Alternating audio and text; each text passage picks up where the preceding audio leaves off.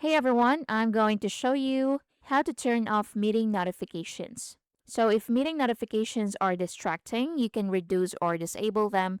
So here's how to do it. So open Microsoft Teams, click the three dots beside your profile in the top right corner. Then select Settings.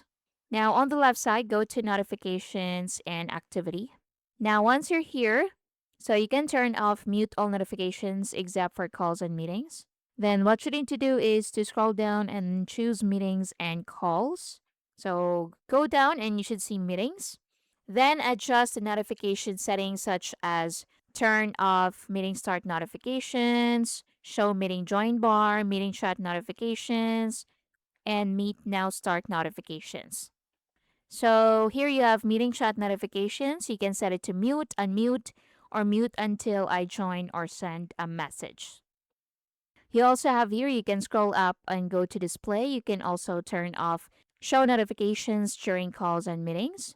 You also have show message and content previews and notifications. So you can turn this off too. And also banners. You can disable banners, sounds, and lock screen notifications while leaving others enabled. And that's it. Thank you for watching.